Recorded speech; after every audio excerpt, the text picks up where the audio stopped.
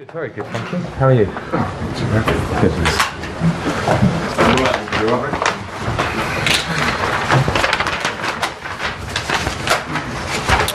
Okay, good afternoon. Hi, Frank. Could you start off with team news first of all? Any fresh injuries or anything coming back? Andreas Christensen has got a small issue, which we're going to give it another 24 hours, but probably puts him out of the game. There are no fresh returns from the injury list, but probably puts him out of the game. There are no fresh returns from the injury list. Ruben Loftus-Cheek is playing in the under-23s this evening to get 90 minutes, hopefully, or somewhere towards that, which would be great for him. But other than that, we are still have no Tammy Abraham, no Christian Pulisic, no Callum Hudson-Odoi, no N'Golo Kante. Have you got a latest on Tammy Abraham? Any kind of update on what the issue is with him now? He went to Barcelona to get another set of eyes on it. Come back relatively positive. Unfortunately, he's a bit unwell at the moment, so he's sort of off for a couple of days with a bit of a bug. So there's no update. Any idea when he'll be back? Or No. Nothing yet. No. Okay. In the last round, you made 8 changes from the Premier League game the previous week. Given this is, as it stands, your most realistic chance of getting silverware, what can we expect tomorrow night? Team that gives everything to try and get through to the next round against a very strong Liverpool team. So I believe in the squad. Sometimes you have to make changes. Of course, the game you go game by game, case by case on those ones, and the team I put out should give everything to compete with Liverpool, as we have done twice this season. We competed very well against them, and we're probably unfortunate on both occasions to lose. So we have to play with the same spirit and try and win. Is Kepa in the frame to come in? Yeah. What's his attitude been like since he's been dropped from the team? He's been professional? What's he been like? He's been professional as expected and has trained well and kept his head down, supported the team and the group. Say the same every week, so I get asked this every week. He's been good. Does he still, though, you've probably been asked this as well, does he still have a long-term future under you? Yeah, every player, and I said this the other day, is in control of their destiny in terms of how they train and how they play. This is Chelsea, and we're trying to close the gap to the top. So there can be no one that can be relaxed or loose or whatever. We have to push every day and then try and win the game that's in front of us. Try and train well on the day that's in front of you. Of course, in the summer, then we look at the group as a whole and think, how can we improve? But there are no decisions or no thoughts beyond the game tomorrow night, as far as I'm concerned. How difficult is it to prepare for an FA Cup game against Liverpool, given what they've done in the previous rounds? It's not just been Premier League players who have come in and out. They've been a very, very young team, hasn't it? Yeah, and they've been fantastic, but I will presume Liverpool will put out their strongest team, or there or thereabouts, which we see most weeks in the Premier League, which has been fantastic. We'll presume that, I presume that, knowing that whatever team they put out will give us a very difficult match. Is it a good time to play them? Why? Because they lost one game?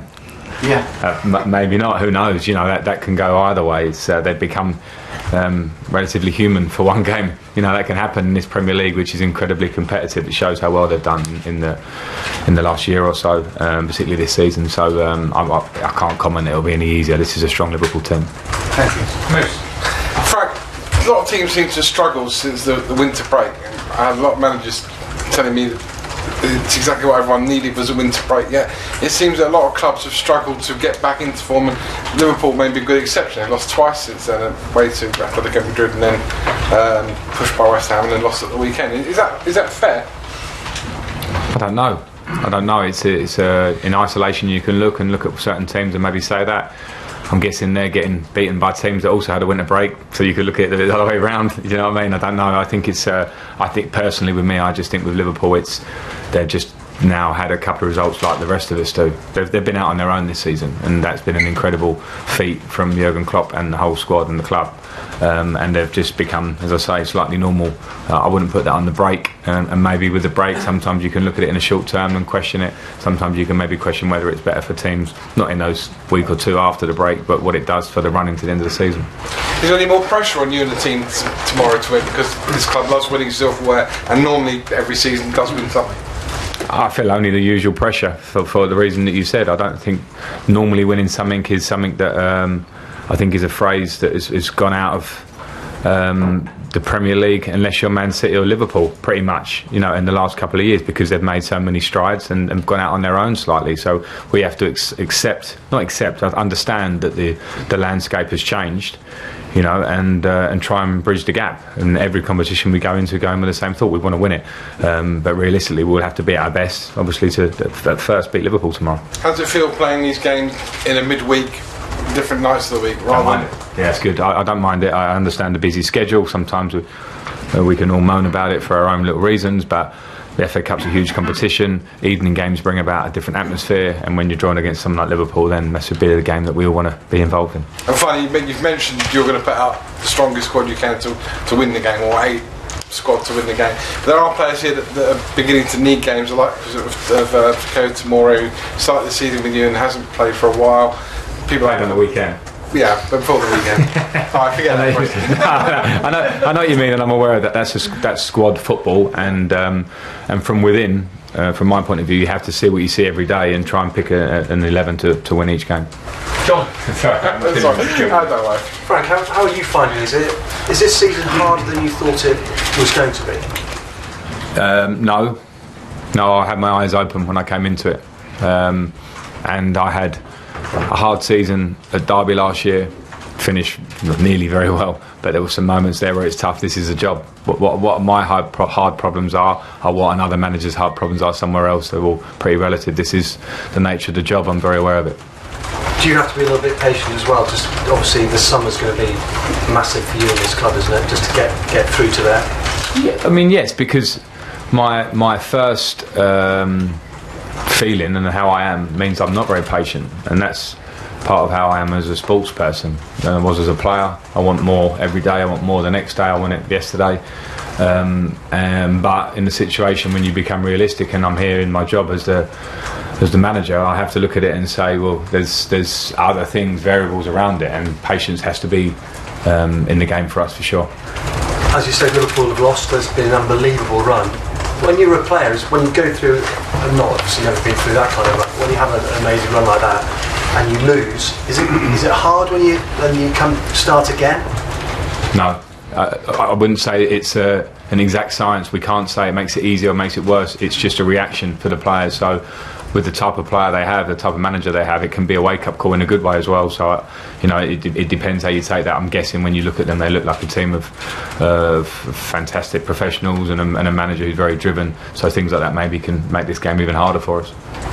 Okay, last two, Nazar and then Nick. Hi Frank, afternoon. I just wanted to ask you, Chelsea, you obviously came to the club and there was a bit of an injury problem. There's a few injury problems when you came in, and this club generally has a really good record with injuries down the years.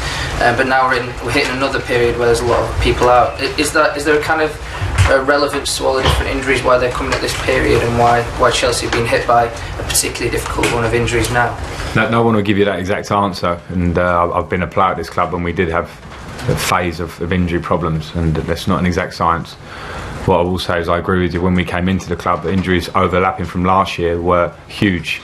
N'Golo Kante, Tony Rudiger, and Ruben Loftus-Cheek, who's yet to kick a ball. Callum Hudson-Odoi, Willian had an injury at the start of the season from an international. So they were there from last year. It's definitely been an issue, and now we have another bulk. Christian Pulisic now out for 2 months, and N'Golo Kante has played 50% of our games, and he generally plays 100% of the games or there or thereabouts. So I think it's been slightly looked.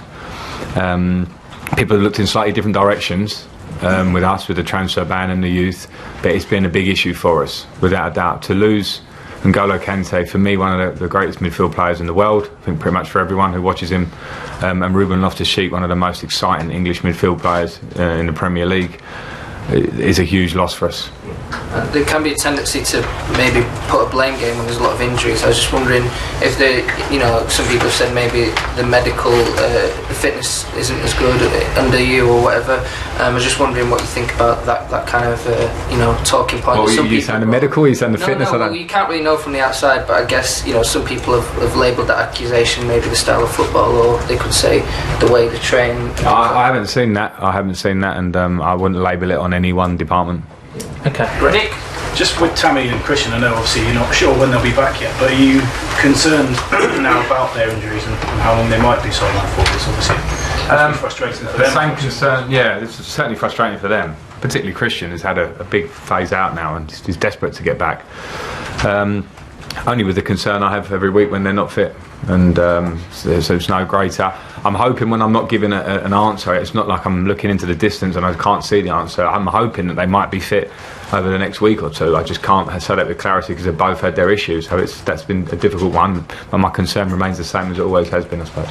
Okay. Thank you. Cameras off, please.